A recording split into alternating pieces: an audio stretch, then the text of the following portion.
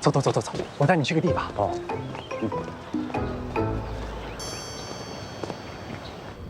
来，在赏鉴大会之前呢，我隆重给你介绍个人。这个，就是我师父李相夷的画像了。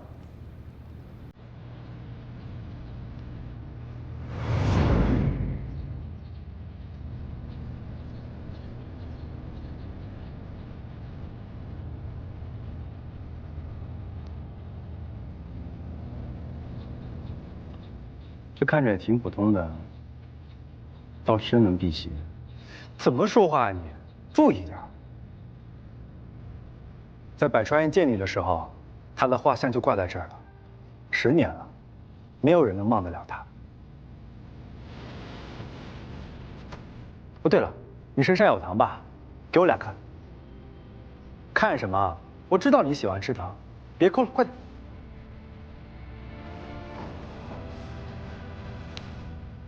再来1颗。只有1颗，你还要不要？去。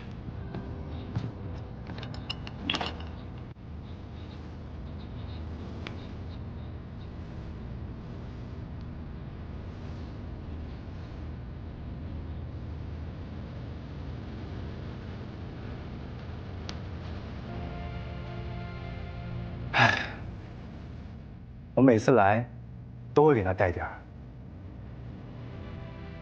在所有人眼里，他就是四库门门主李相夷，是多少人的依靠，又是多少人想挑战的目标。可没有多少人真正去关注过他的喜好。偷偷告诉你吧，我可是见过他避开所有人偷偷吃糖的样子。谁能想到，这武林第一的李相夷，吃颗糖开心的跟个小孩一样。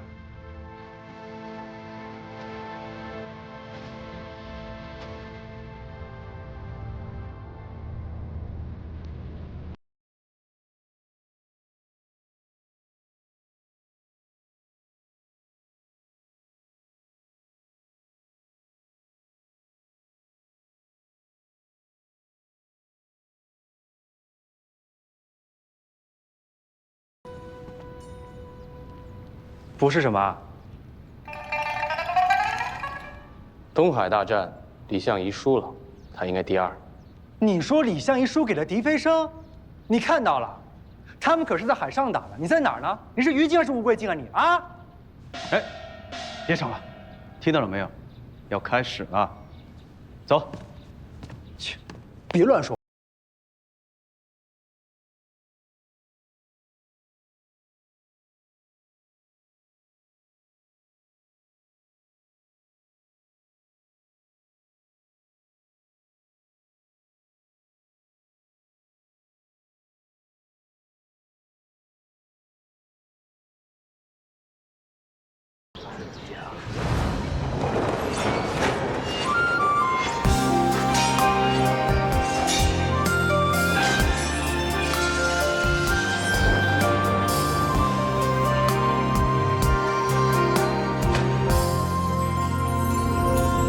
生过半载，渐渐入戏。少年不了情意，往事又不提。老酒可白，偏偏入戏。只知笑而不语，一厢深情举杯饮不尽。长夜漫漫陪月亮在屋顶，拨开云舒星星，就知情仇忽远又忽近。自古有多少英雄豪杰，能够一生死赌得过爱恨的输赢？问一句莲花的悲喜，断一柄弃剑入情泥。寥寥心事，只不负众生而已。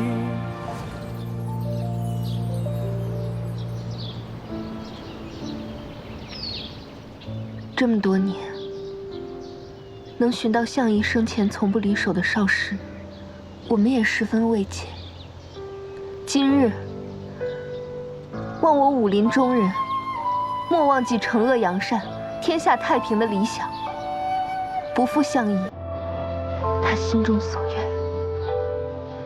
能寻到相夷生前从不离手的少师，我们也十分慰藉。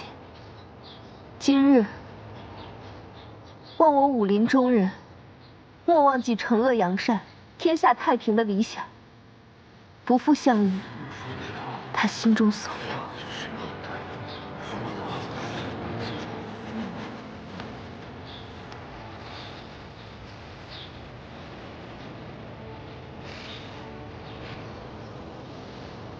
这萧子敬，现在是越来越不避讳。哎呀，老四，这都10年了啊！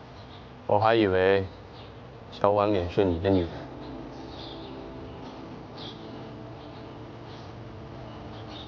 乔姑娘，她只属于她自己。萧某有幸与诸位一起见证少师剑重现天日。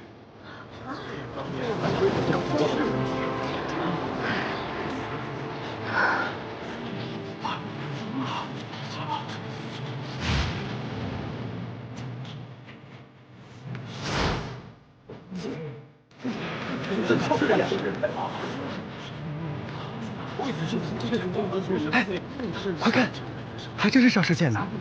李相夷就是用他自创的相夷太剑一战惊绝江湖。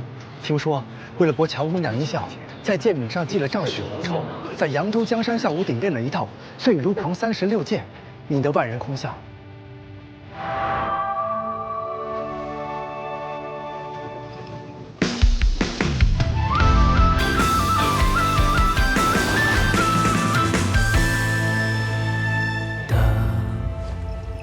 不多的时间，却偏偏还有不少眷恋。问过自己千遍万遍，最不舍得是那一个瞬间。就在江湖之上，万里风光，谁不曾流浪？谁不是守着聚散的远隔天涯上月亮？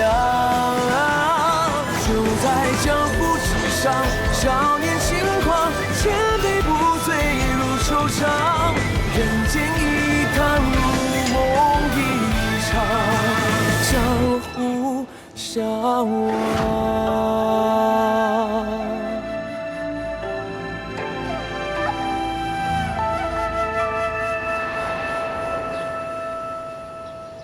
据说争相围观者不知多少，只为目睹那红绸一剑。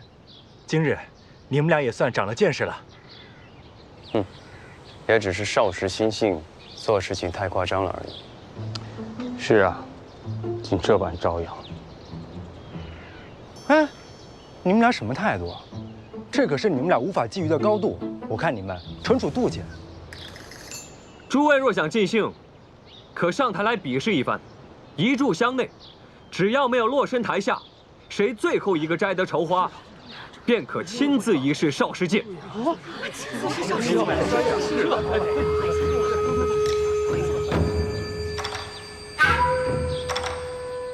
必须是我！还真是挺热闹的。门主自来不喜寂寞，这回应该挺高兴的吧？这认识你这么久了。你背的这把刀叫什么呢？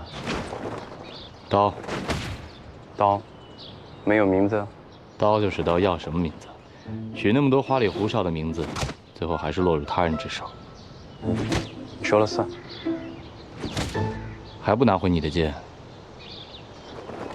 谁的？这李相夷都已经死了10年了。输给我这么放不下？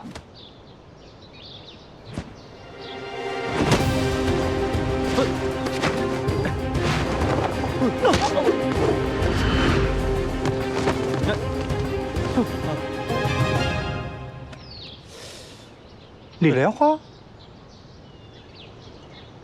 你怎么上来了？还有人这面具。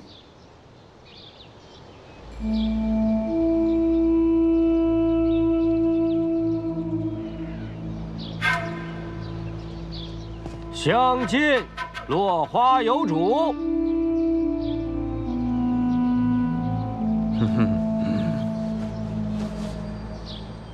铁莲花，你踩了什么狗屎运啊？狗你个头啊！这位朋友并非是四顾门的故友，未曾见过，敢问尊姓大名啊？哦，在下姓李。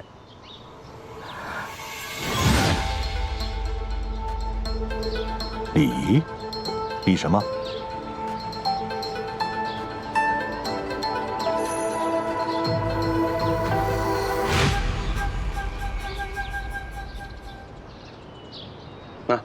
李莲花。哦，原来是李神医啊！久闻大名。那今日试少时剑的机会就落在你的身上了。可是在下这不太会使剑啊。小镇小镇，这就打来了！哎，各位，是萧大侠说的，相敬摘得花便可，怎么不算呢？各位可都是江湖上响当当的人物，别不服输啊，是吧？方公子说的在理，李神医与相医同姓，也算缘分。李神医，试剑吧！快去，快去，快去啊！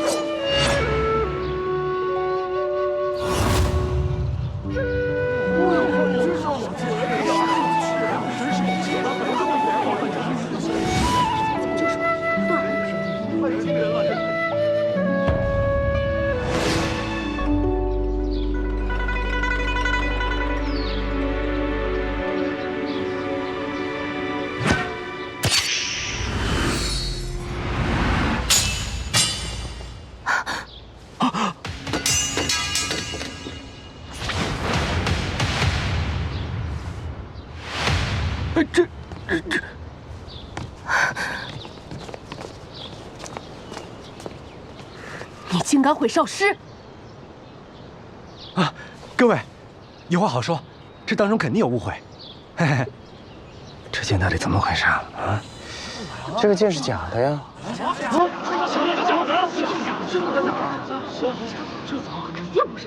你为什么说是假的？这个剑啊，仿得真像，连剑柄上的雕纹它都完美无缺。可我听闻李相医15岁就得此剑，剑不离手5年，但是这个剑柄上却没有丝毫的磨损，实在是太奇怪了，一点磨损都没有。来，看看。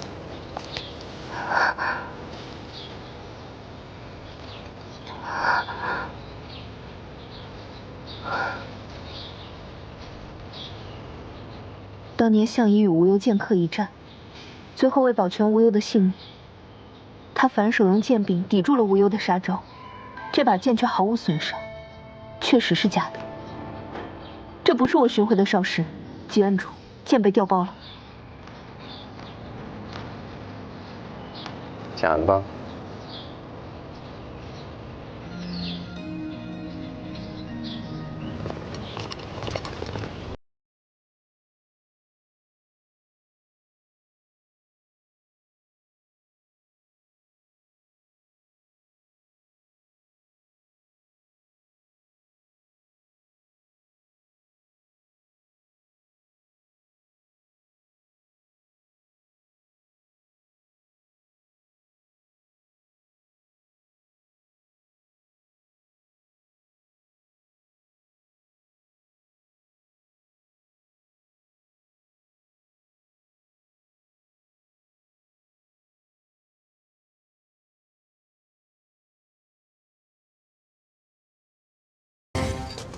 好家伙，这儿怎么有个地道啊？到底是谁什么时候挖的？这地道也不知道通向哪儿，要不要下去看看？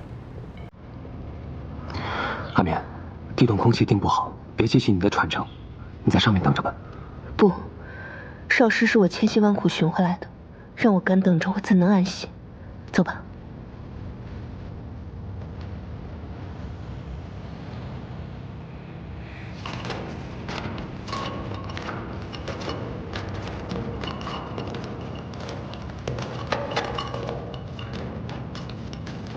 这洞少说有半个月了，可少师剑3天前才被送到了百川院的剑士密库当中，难道有人未卜先知了？半个月前，那时我已写信给几院主，议定了将少师剑存放在剑士密库的事。能接触到我们来往信函的人并不多，看来我们得从身边人查起了。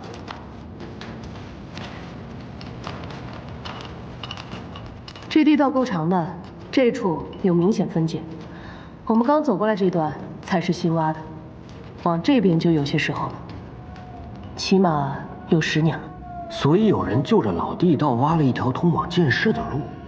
10年前，百川院是四顾门的分院，我们常住于此，还有这么长一条地道，你们知道吗？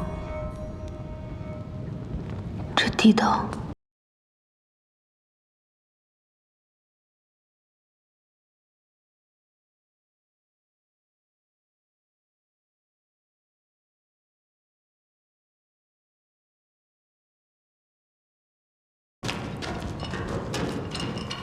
李莲花，快来看！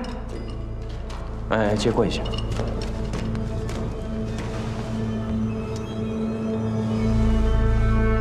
死了，是被当兄迷奸所杀，有2个时辰了。阿柔，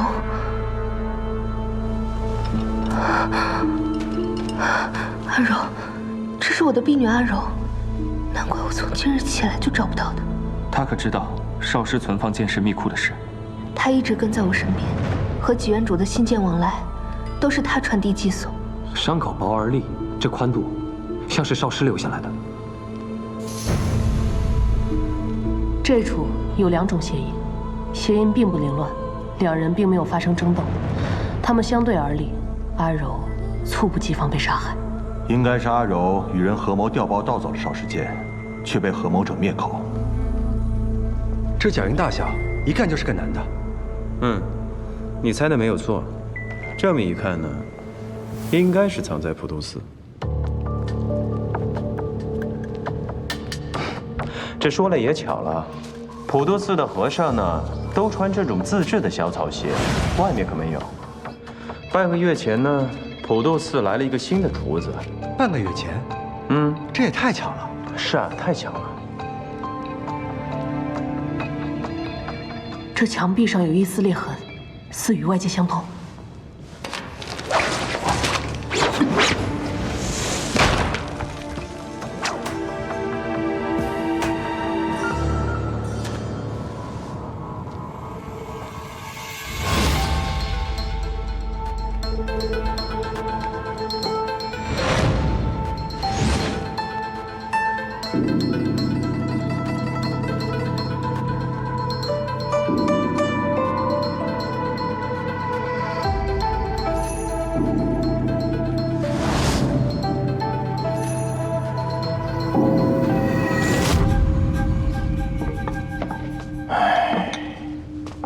老衲经人提醒探查时，那竟人已不知了去向。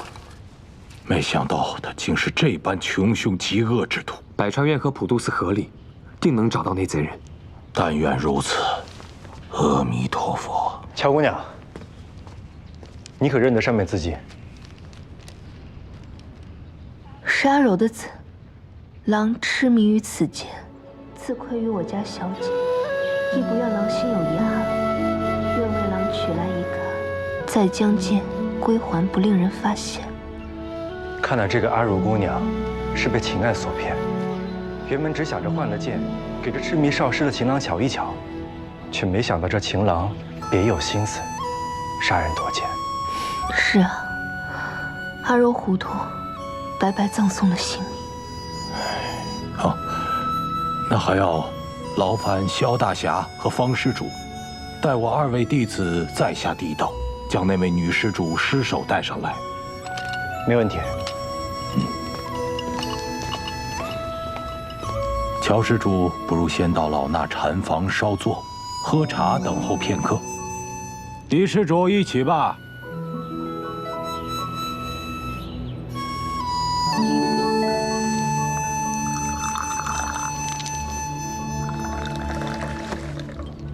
二位请吧。原来方丈与李先生早相识。是啊，相识早晚都没关系，人生何处不相逢啊？只怕重见之时，故人对面不相识。方丈何意？难道李先生，我们以前见过？哦，那自是不曾。无料方丈呢，他讲经讲习惯了，爱谈参透人世的了悟之言。只是我个人呢，不太相信什么恒定的法则，那都是个人的选择罢了。正所谓因缘际会，顺应天成。前日因，今时果，躲不开的何不面对呀？李施主应该有许多话要对乔女侠说才是，干嘛只对着老衲唠叨啊？老衲管不了闲事，讲经堂讲经去了，你们聊。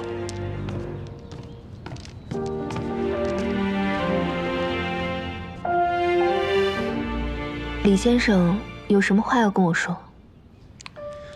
是这个样子的啊，我少时呢，曾在这个普渡寺住过一阵子，结识了一位小沙弥，他叫做慧圆。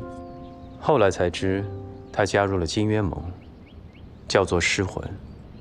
失魂，这名字我听过的，我定帮先生查清楚。那就有劳乔姑娘了。啊，那我去添点水。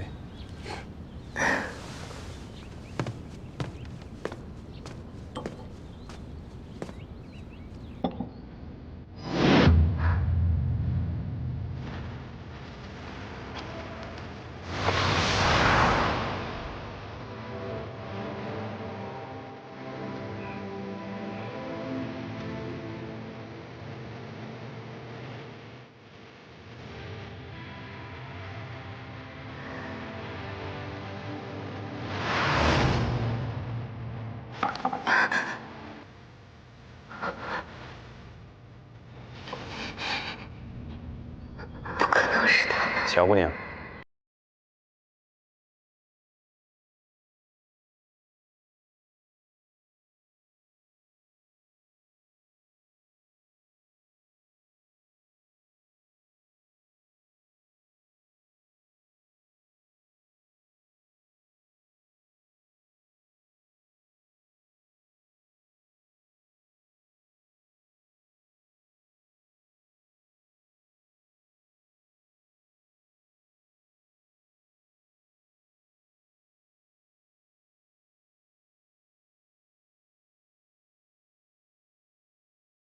什么时候开始对女人束手束脚了？为什么不告诉他你是谁？还是觉得现在的自己比不上以前的李相夷？李盟主，你什么时候变得这么爱管别人的闲事了呀？哼，我就是觉得你这副为爱自苦的样子挺新鲜的，别剪不断理还乱，牵扯我们要做的事。李盟主啊，别人的人和事早都与我无关。得到失魂的消息，我们立刻就走。哎，李莲花，事情办得怎么样了？萧大侠和乔姑娘回百川院了，事都办妥了。不过乔女侠说窗外看见个人影，于是便追了出去。等我们追出去的时候，乔女侠和人影都没了，大家正四处找人呢。行，那我们分头找。哎，李莲花，哎，这个李莲花还真是紧张乔女侠。诗水姑娘。杨云春，你怎么在这儿？鬼鬼祟祟的。诗水姑娘别误会，在下原本是想来参加赏剑大会的，谁知路上有事耽搁了。等赶来时，便听说少师剑丢了。所以监察司是过来看笑话的吗？不，在下绝无此意。现在是剑丢了的问题吗？现在是连人都丢了。哎，诗水姑娘，诗水姑娘。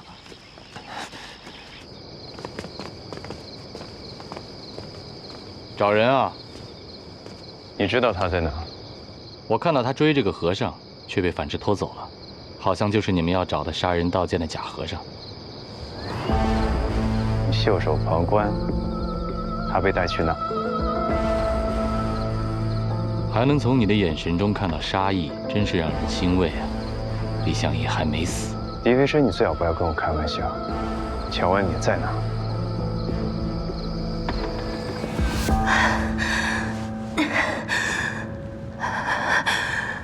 沙柔跟你说香灰粉能引发我的转正，你拿来对付我，他对你只是无话不说。都是他逼我的。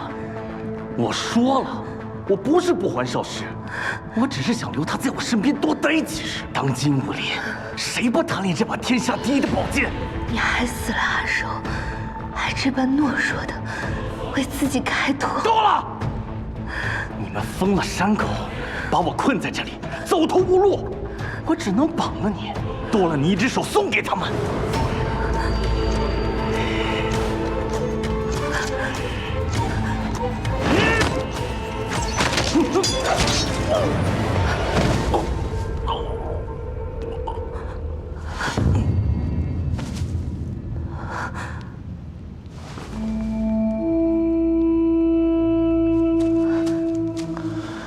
乔姑娘还好吗？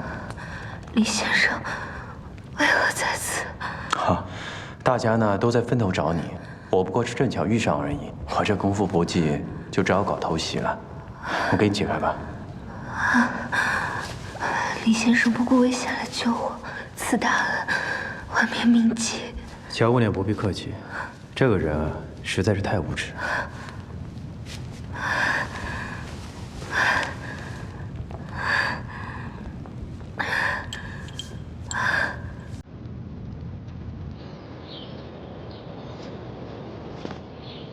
这什么好东西啊？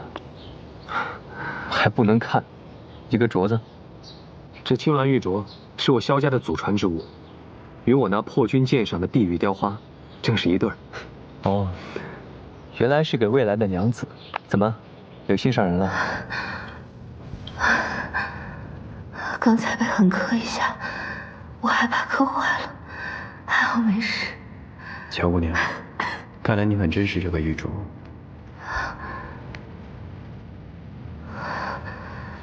我们还是赶紧出去吧。嗯，小心啊。相夷已去，四顾门损失惨重，倒不如今日就将四顾门散了。你要解散四顾门？两位门主没了，人心也散了，又何必勉强支撑？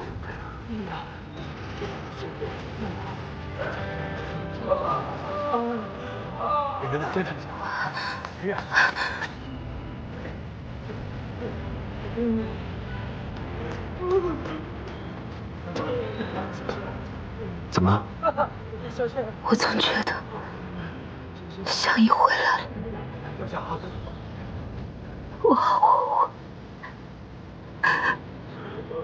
我不该给他写那封信的。你在1个月前给他写了信。他那么骄傲的一个人，我却说要离开他，可我太累了，追着他我真是太累了。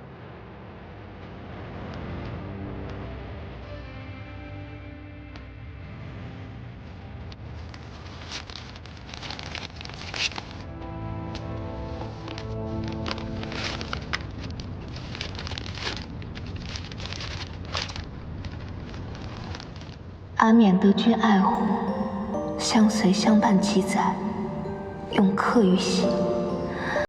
知君胸怀广大，令阿冕敬仰、骄傲，又叫阿冕惶恐。君爱江湖喧嚣，爱武林之高，阿冕只能紧紧跟随君身后，疲惫不堪。君终如日光之芒，何其耀眼夺目！然，谁人又可一直仰视日光？阿冕心倦，敬君却无法再伴君同行，无法再爱君如故。以此心与君绝笔。永驻君，虽常见，虽无忧，还却平生所愿。安眠留。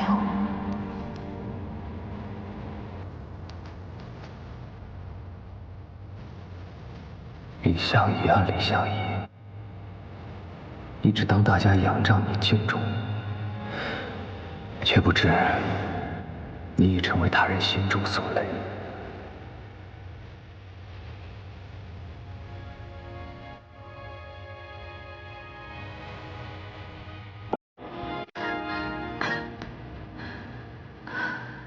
对不起，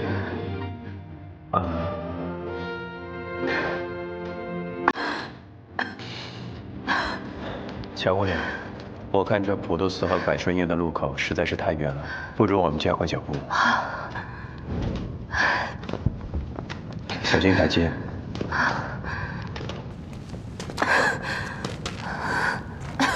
乔姑娘，我之前听萧大侠说过，你有喘症，不如先坐下来歇歇吧。啊，慢点。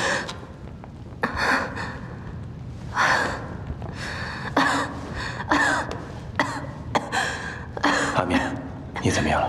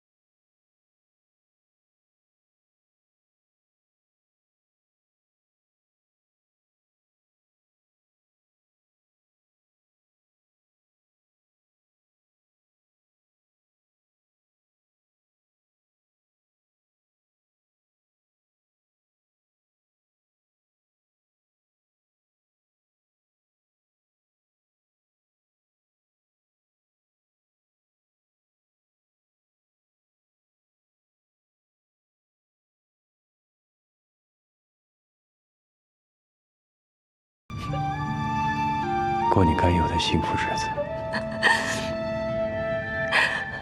子敬也常这样劝我，可我等着你，这世上就多一个人认为你还活着，那也许你就多一点活着回来的可能。我对不起你，我也辜负了自己的真心，对不起他。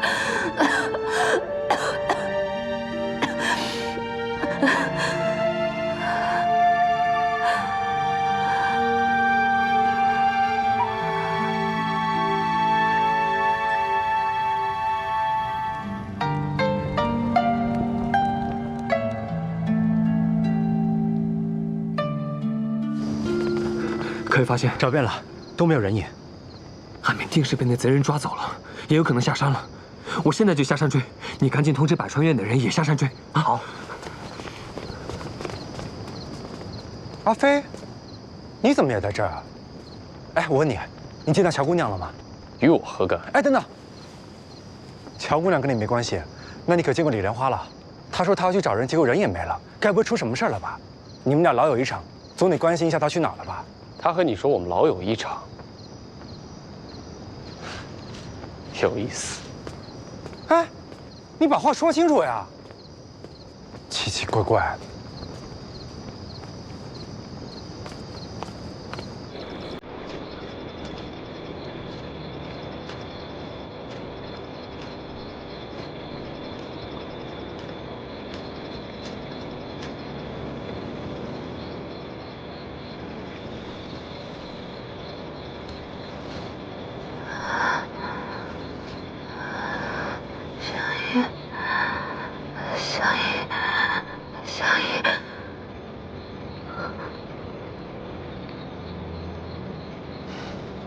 乔姑娘，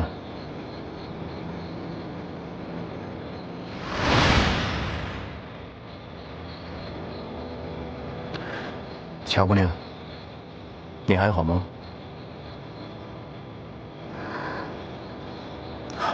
刚刚你病发的时候，一直哭着在说梦话呢。我这呢，正好有药丸，你可以先缓解一下。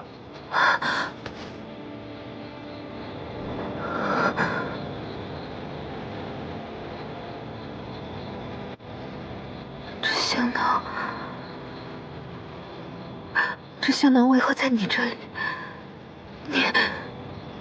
哦，这个香囊是我在东海行医之时，偶然在海滩上捡到的。你认得此物吗？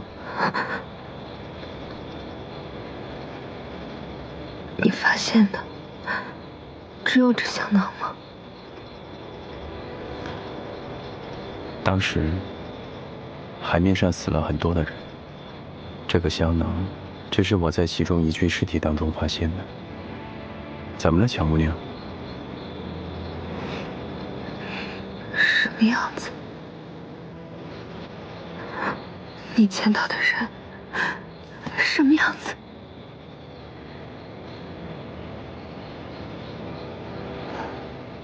这个好像也记得不太清楚了。不过我记得的是，那个人大约20岁左右吧，面容看不清楚。啊，他的左腕上好像有一串佛珠串。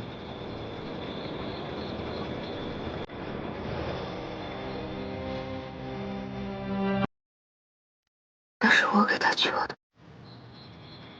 哦，这原来是乔姑娘的一位朋友啊。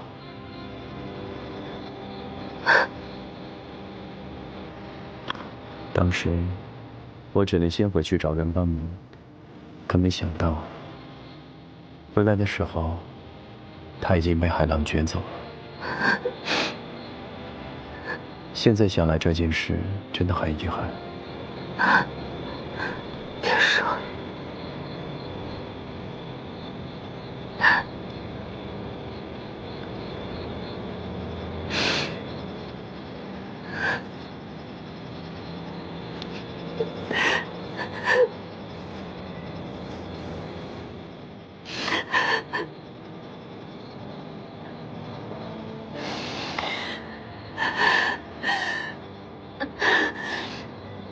你找到他的时候是什么时候？这么算起来，大约有10年。对不起，阿敏，曾让你伤心，却无法回答你。此经他对你一心一意，我看得出，你也依恋着他，别为难自己了。你往后要幸福。乔姑娘，我先送你回去吧。住手！不许碰他！萧大侠这是要干什么？他试图对阿敏不轨，该他所受。若是阿敏有任何闪失，我要他的命！不问缘由，枉断是非就出手伤人，亏你还是四顾门的人。四顾门已经散了10年了，你这话打哪说起？这贼人我要一并带走。萧大侠未免太仗势欺人了吧？百川院好歹给我们天机堂3分薄面，你若是敢欺负我方多病的朋友，就别怪我撕破脸了。萧大侠，你不要误会，我只是碰巧遇见乔姑娘，被人挟持进了地道，才跟了进去。哼，还敢编造救美之词，你也配？子敬，住手！我先不跟你们计较，我带阿敏回去。阿敏，来。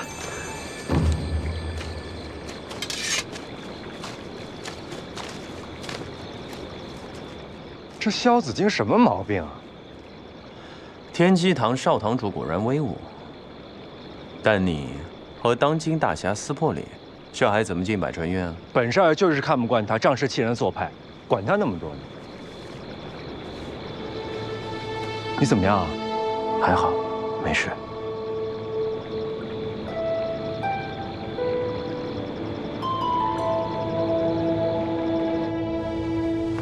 大哥，乔姑娘她怎么样了？喘症发作，幸好吃了李神医的药，已无大碍。乔姑娘难道就没说别的吗？李神医为何敢去救她？乔姑娘难道不觉得李神医似曾相识吗？比丘，你到底要问什么？大哥难道不觉得那李莲花的相貌与门主有些相似吗？要解必查之毒，除了要及时服下独门解药之外，另一解法便是无了的范术金针。这些年来，假冒门主的骗子还少吗？若是范术解毒，这无了又有什么理由不告诉我们呢？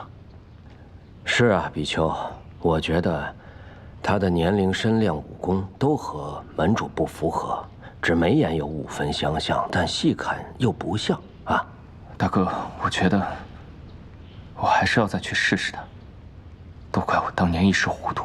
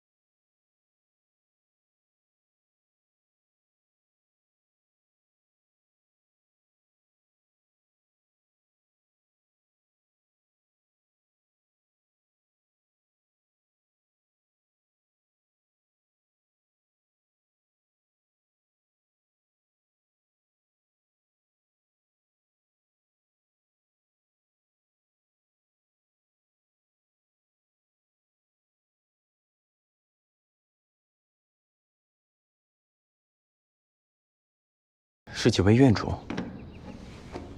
好，你身体虚弱，就不要起来了。这见笑了。昨日多亏李神医，我们才能寻回少师。今日我特意将其带来，好让李神医一睹少师剑。请。哈，这几位院主真会开玩笑。这宝剑我哪有资格？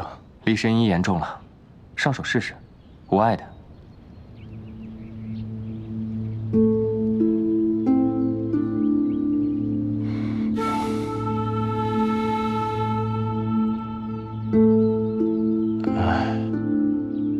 那我就试试。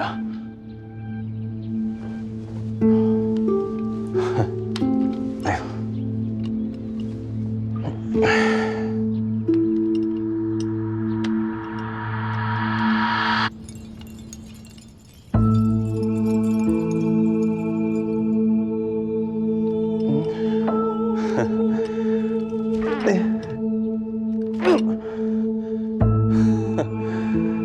实在是见笑了。这把剑实在是拔不动，我觉得吧，我能默默健身，就已经是莫大的荣幸了。哎呦，还请几位院主收好。哎，啊，还特别的沉。是我们考虑不周，这李神医的身体虚弱，的确是拿不动这把剑。好剑。这个李神医啊，在下一直有一个小小的疑问啊，你为何一直不以真面目示人啊？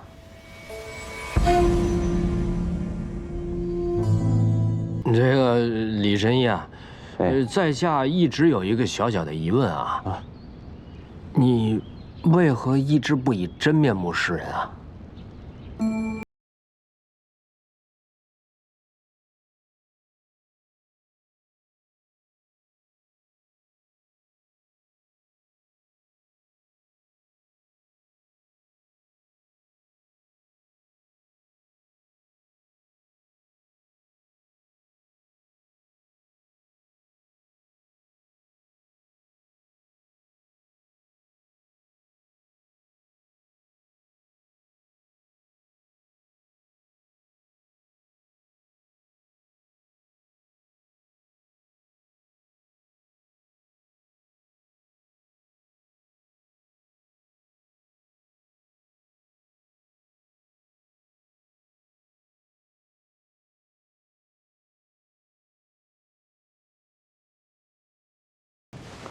你真的见过我兄长？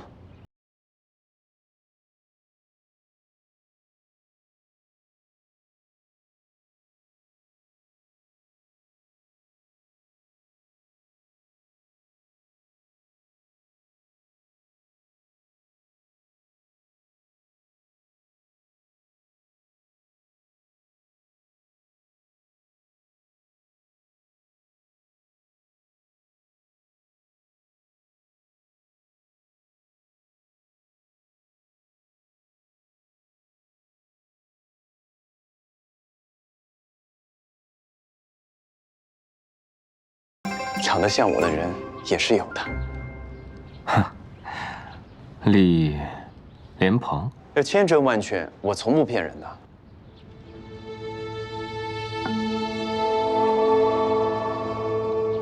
可是李神医，你既家境贫寒，那莲花楼，房屋结构奇巧，雕工精美，价值不菲，又是从何而来啊？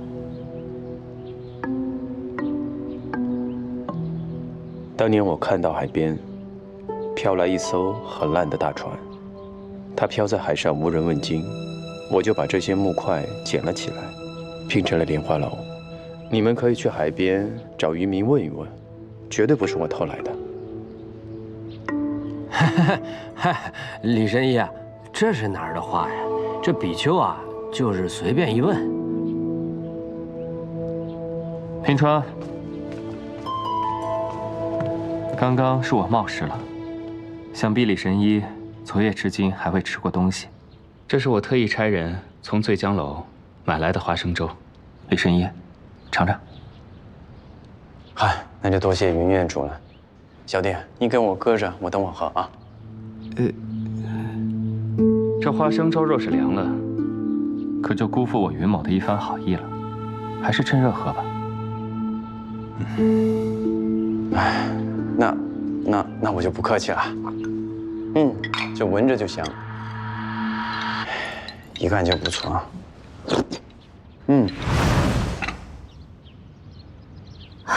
这汤粥怎么有花生？有何不可？相医吃这个会有过敏之症。啊，这。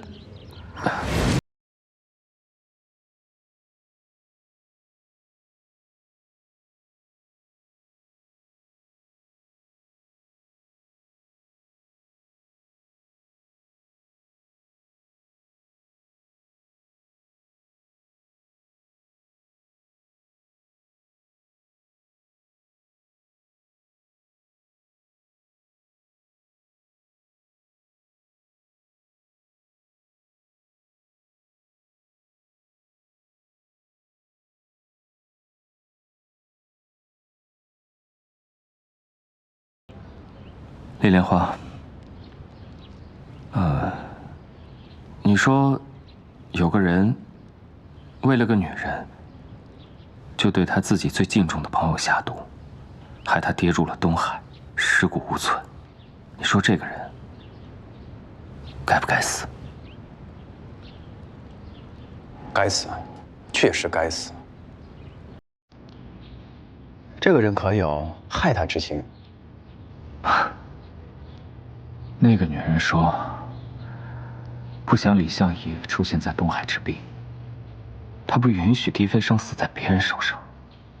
可门主的武功深不可测，我若是不下最剧烈的毒，又怎能拦得住他？我本以为只需要拦他一时，反正我有解药在手，不要紧的。可事情并不是这样，解药根本就是假的。这一切都只是因为我蠢得可笑。纵使我没有害他之心，可也有了害他之时。若你是门主，定当会恨我入骨吧？我若是他的话，我当然要恨你。但你想想，你都说他已经死了的人，怎么会恨你呢？再说，什么恩怨也都烟消云散了，早都已经成为往事了。我觉得吧，都忘记了。真的该忘记了。怎么样？测试过了，根本就不是。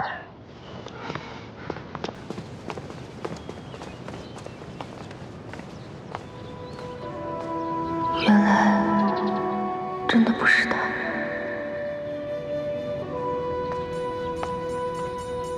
李先生，乔姑娘，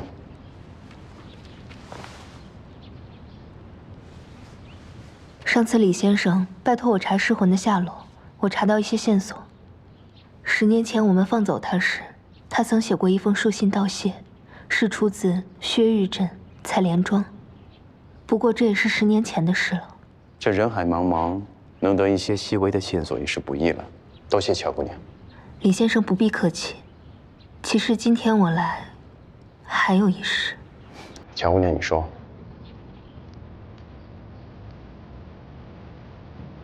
昨天那个香囊。啊，你不说，我倒是给忘了。萧大侠昨儿带你匆匆离去，我便把它收了起来。这个本是乔姑娘的固有之物，应当还你。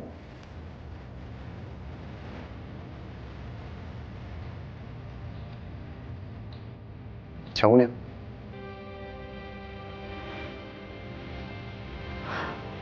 这香囊是我亲手给他做的。10年了，我守着这个念想，苦苦等了10年。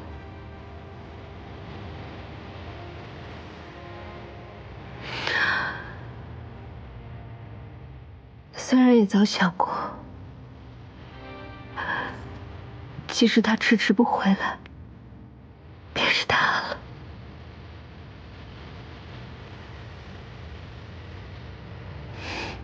只是，虽然我心里早有准备，可真到听到他跟死扯上关系，我还是乔姑娘，斯人已去，也不用太伤怀了。李先生，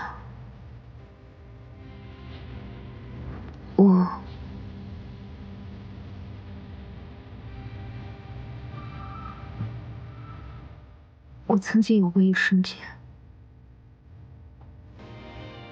产生了一些荒唐的念头。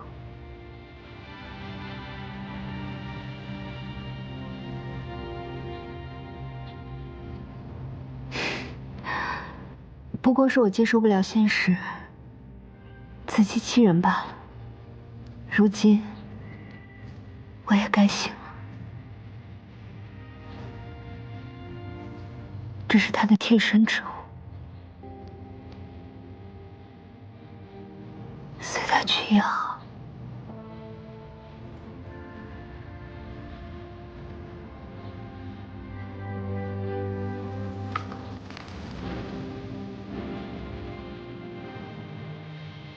这10年的等待都结束了。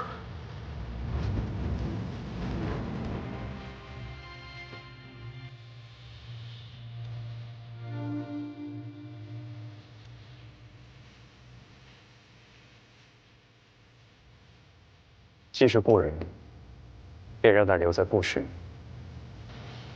乔姑娘，当安心的向前走。李先生。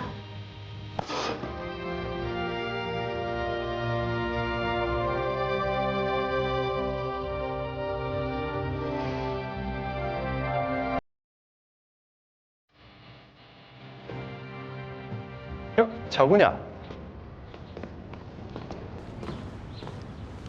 哎，这乔姑娘怎么也来了？我可提醒你啊，人家乔姑娘可是名花有主的人，你可少打歪心思啊。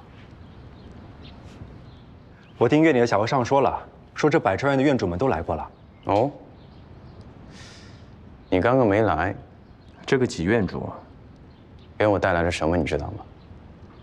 少师剑。少师剑，你摸到了？那是自然。实不相瞒，我在地道里救了乔姑娘，哼，他们为了感激我，让我目睹一番，顺便也让我摸了一下。我和你说，这把剑还真的挺重的，都摸得我手疼，我一时半会儿还拿不起。你这一天天的踩了什么狗屎运？我想摸都没摸到呢。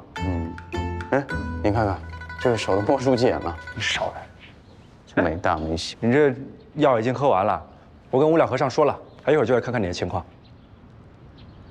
谢了啊。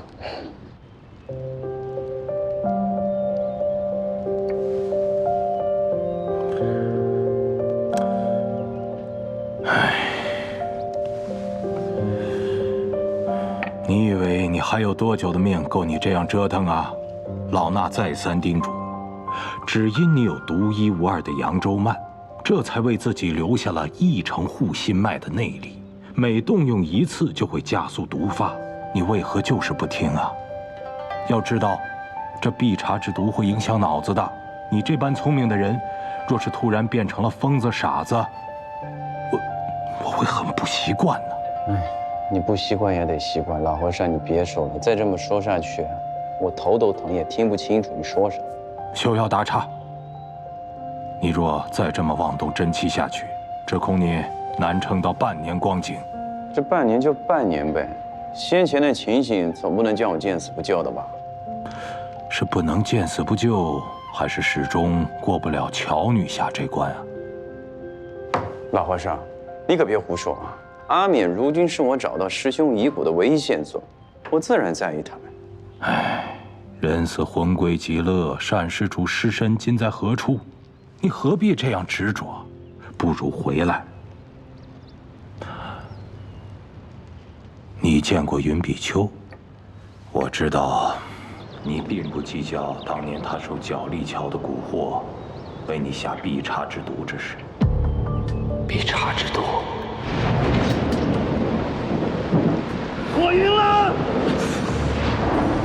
10年前，那狄飞升一心想与你一战，可他怎么都想不到，他最后赢了反招的，竟然是身中剧毒之人。那既然你都不在意他帮狄飞升暗害你，为何不回来呀？你自己不愿说，老衲替你说。你一直认为是自己一意孤行向金元盟宣战，结果才导致四顾门58位英雄惨死，四顾门从此4分5裂。你不是无法原谅别人，你是不肯原谅你自己。说完了吗？你说完了，让我来说2句。老和尚，你什么时候变成说的老和尚了？啊？我不过觉得当这个李相夷实在是太累了，哎，当这个李莲花不是挺好的吗？还能陪你喝喝茶。哎，你也别说了，现在这个时辰，你该给小和尚上课了，还坐在这干什么？要不然这些小和尚又该翻天了。快去，快去，快去，快去！唉。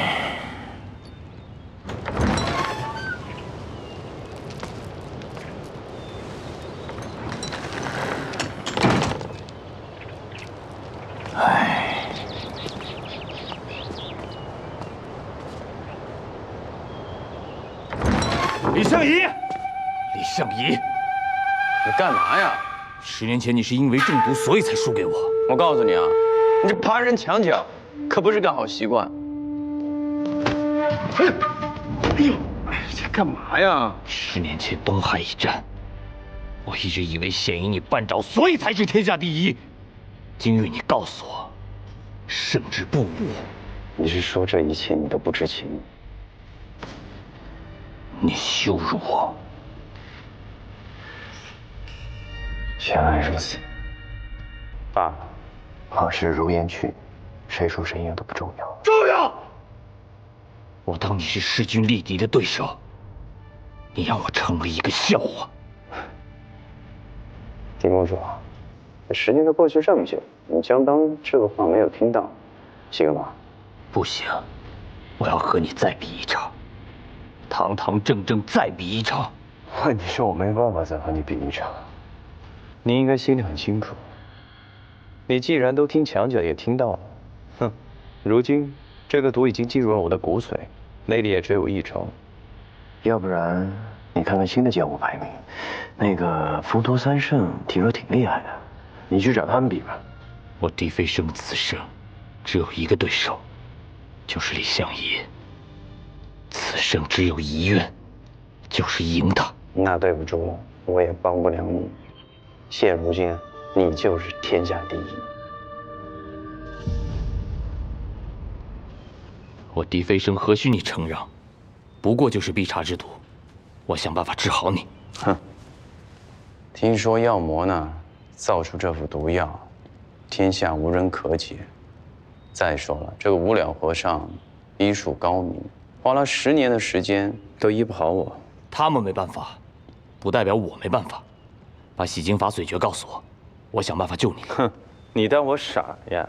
洗精法髓诀，很简单，你要是帮我找到我师兄的遗骨，一样换一样，否则一切免谈。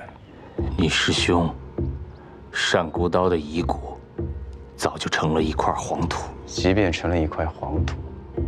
以你我之缘，你有，我就和你换；你没有，我也没有。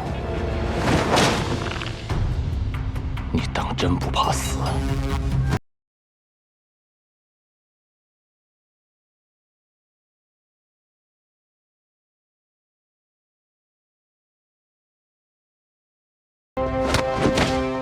把你爪子给我松开！他身体不好，你不知道啊？他连命都不要。 你在意什么？你给我听好了，我不管你们俩到底有什么，君子动口不动手，再这样我可就对你不客气了。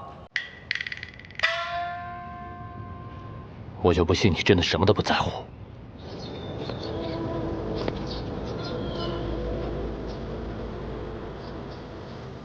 脚力强。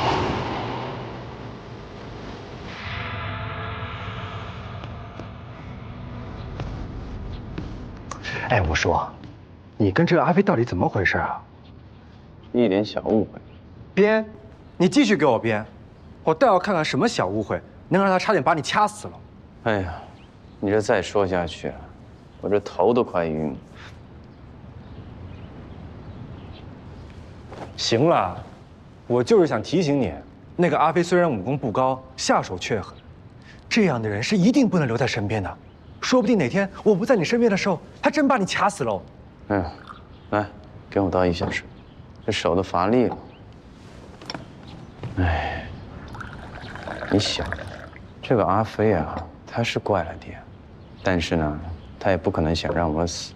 你刚才也看见了，他这个人疯疯癫癫、神神叨叨，脑子是有点不太正常。再说了，这不还有你吗？哎，对了，昨天让你去百川院查查采莲庄，可有什么发现？你这一天天的憋一堆心思不告诉我，让我干的事倒挺多。这个采莲庄还真出现过命案。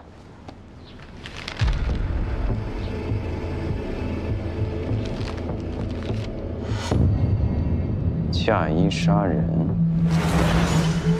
10年间，采莲庄办了3件喜事，死了3个新娘。诡异的是，中间隔了好几年，可这3个新娘死时身上都穿着同一件嫁衣。传说这件嫁衣来路不明，怨气重重，每个穿上它的人都会遭遇不幸。太可怕了！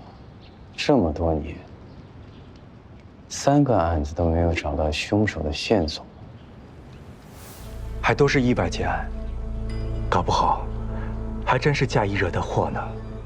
我刚刚也都看了，这件嫁衣最近一次害命的时候就在前几日，亡者是采莲庄少庄主郭霍的新婚妻子。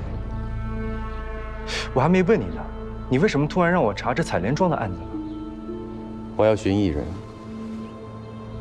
此人名唤失魂，只要找到他，就能找到我另一个好友的下落。而他最后的消息就在10年前，采莲庄。也是10年前，你这个朋友10年前出现在了采莲庄，而采莲庄第一次发生命案也是10年前，这也太巧了，难道有什么关联吗？你分析的不错，有很大的可能，一连3个命案。方景谈，采莲庄，你还是得去一趟。哼，你少来！你就是想撺掇本少爷帮你找人嘛？我才没那闲工夫呢。这好不容易有了这狄飞升的线索，我必须得找到他。那好吧，但我找到了失魂，顺便帮你问问狄飞升的下落。你什么意思啊？因为这个失魂就是金渊盟的人。你故意的是不是？所以你去不去？不去。哦，对了，我买了一些虫草、虎骨等名贵药材，拿去补补身子吧。哎，等等，这方多病，你这身无分文的，你哪来的钱买这个？哼，你的？我的？哼，你从哪里找到的？你的抽屉、柜子还有床头。哦，对了。你米缸底下不还藏着一些吗？你的老婆本不都藏在这些地方吗？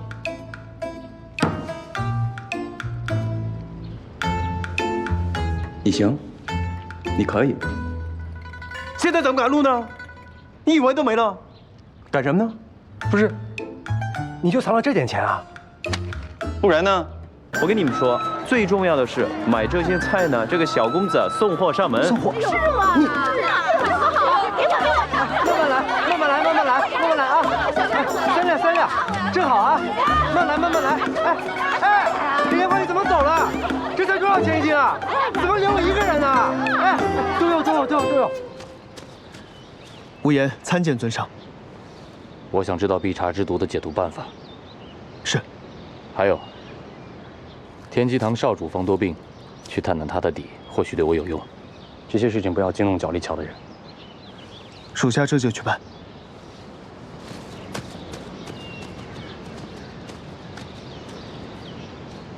哎，你怎么在这儿啊？刚那人是谁啊？你站住！正好李莲花不在，我有事要问你。你今天为何对他动手呢？啊？别不说话，我知道你绝非铁头奴，所以我要问你，你接近我们究竟有何目的？你觉得你身上有哪一点值得让我接近？你果然是冲着李莲花来的，不然冲着你来吗？算了，本少爷不跟你这种武功差的人计较，懒得和你说。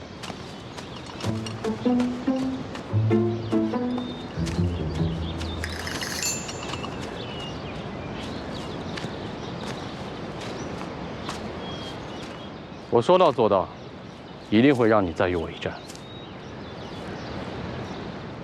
尸魂的最后行踪出现在采莲庄，我会和你去一趟。等找到善孤刀的尸首，别忘了你的承诺。真是死脑筋！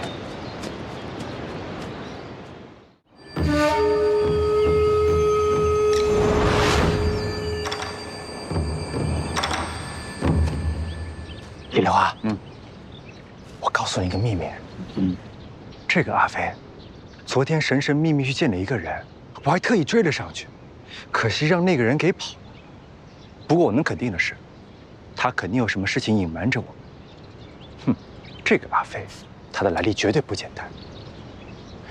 放心吧，我认识他10几年了，对他很清楚。啊？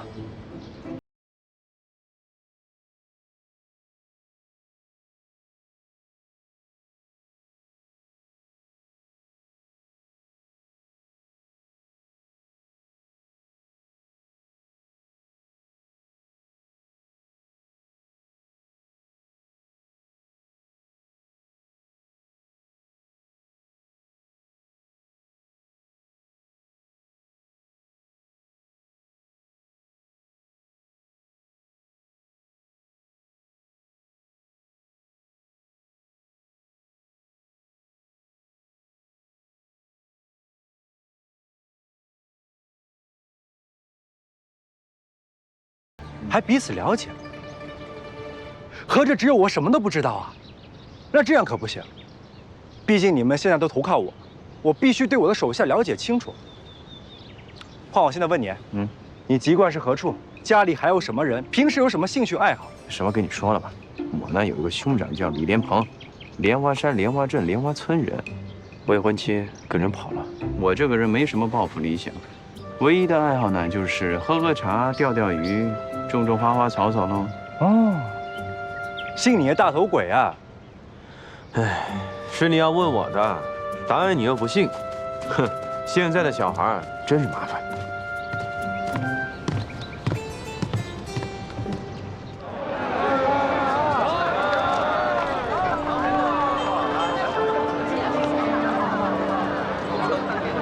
干嘛去？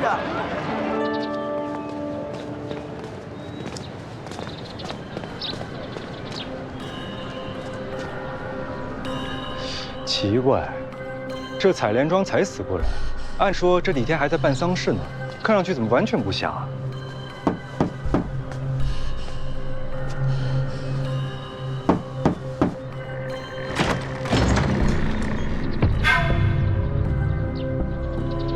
白川月，查案。进来吧。哎。你偷拿刑探的牌子，不会食水药去吗？做大事不拘小节，这事不重要。有进步啊。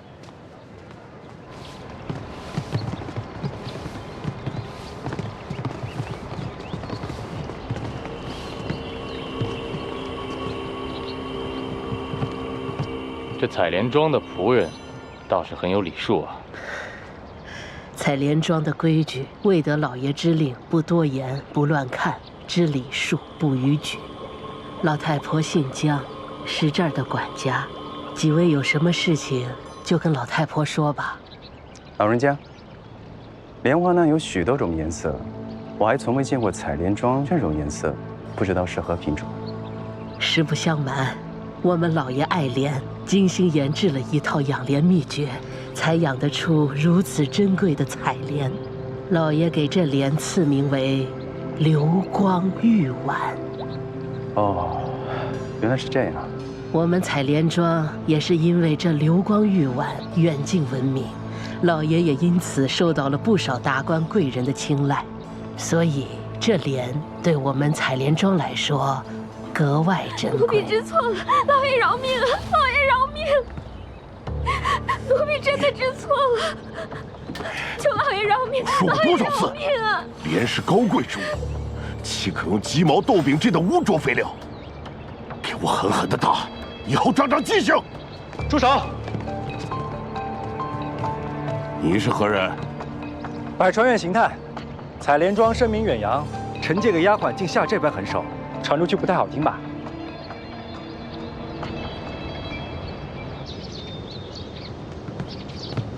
不知道是百川院几位侠士到访，失敬，失敬。郭庄主不必客气。不知几位到访所谓何事呢？顾庄主啊，想必贵庄此时应该还在白丧之期吧？是的，是犬子娶妻，欣喜却意外溺水而亡。因为此女是威远镖局的千金，涉足江湖，所以百川院之前也来查看过，是意外，已经结案了。若是百川院的卷宗没错的话，这应该是采莲庄这些年来死的第3个新娘了吧？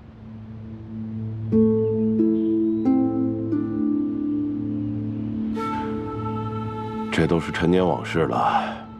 当年官府衙门也派人查看过，是意外落水，并无可疑。我采莲庄从不习武，更不是江湖门派，这些百姓的小事，不必劳烦几位费心了。哎，那我这位小兄弟，除了是百川院的刑探，还是当朝尚书之子，司职监察司，一向对奇案非常的感兴趣。哎，方德斌，把你的剑给庄主看看。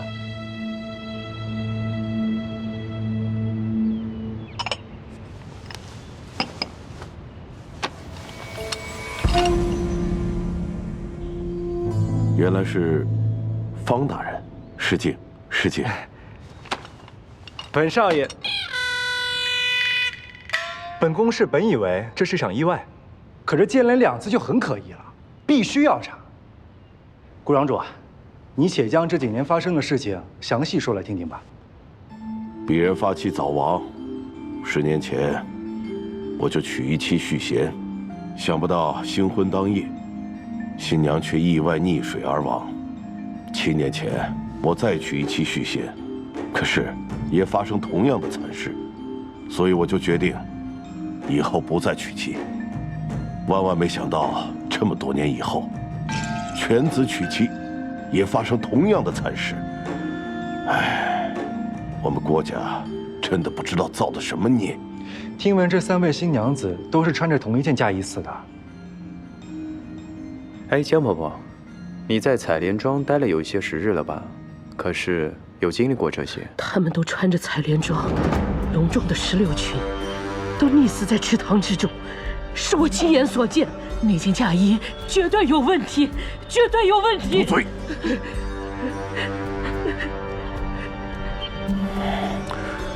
啊！镇上的人都爱嚼舌根，以讹传讹，所以这次丧事就不便张扬了。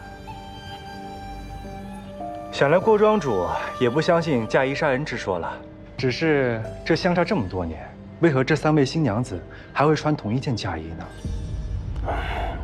在下祖上是赵族人，这16裙嫁衣是祖上传下来的宝物，我们每一代子孙都必须要传承。人是怎么死的，我并不感兴趣，我只想知道尸魂在哪儿。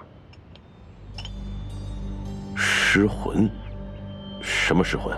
右手有6根手指，身体被烧伤过，所以外貌丑陋。我这么说，你可有印象？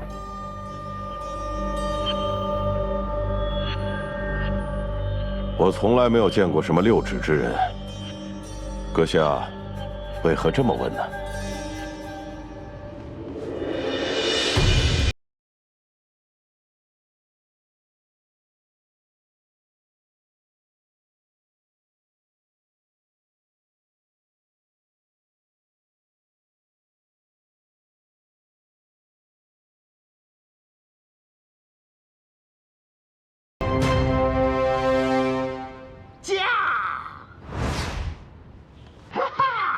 你这孽障竟然在此，竟然在此！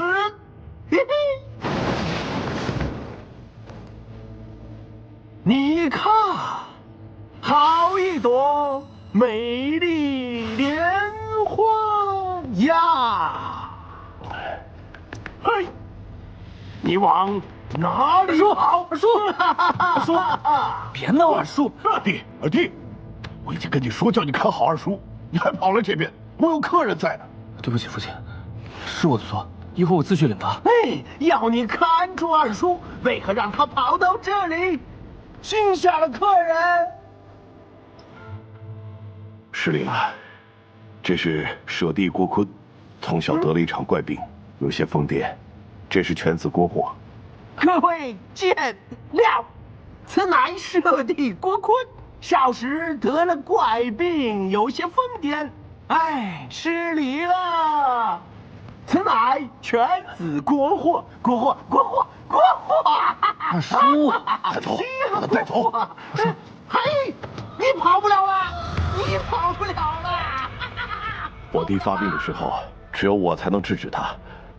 恕郭某失陪了。郭庄主不急不急，李某呢倒是有个不情之请。听闻采莲庄莲花盛名，不知我们可否到庄上去赏赏莲花呀？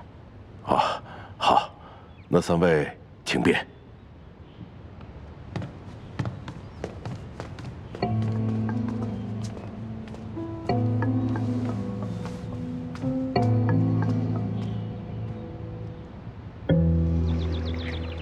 客人小心，这一路有主人重金购回的寿山石，莫要碰到。这言辞闪烁的庄主，突然闯出来的疯子，还有那个看上去唯唯诺诺的少爷，还有那个神神叨叨的管家婆婆，怎么看上去都奇奇怪怪的呢？这三个女子呢，前后嫁进郭家，也并无交情，却都死在了这个采莲池中，也太巧了吧！所以这个采莲庄，肯定藏了一些什么秘密。我是来找尸魂的，不是来查案的，懒得听你分析这些。阿飞，你干嘛那么心急啊？刚才我话都没说完呢，你就忙着打断。他呢，也只是想问问尸魂的一些往事而已。啊，等等，你们说什么啊？到底还有什么是我不知道的往事啊？啊？哎，等找到了尸魂，你自然也就知道了。走吧。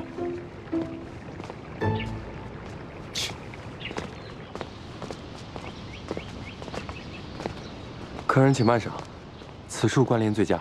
有劳了。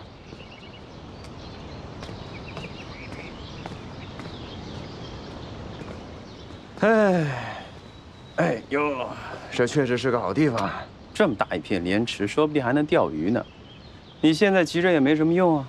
若是郭庄主有心隐瞒什么呢？你现在逼问，反倒会打草惊蛇。倒不如呢，查查采莲庄这个案子，弄清楚10年前发生了什么，说不定还有新的线索。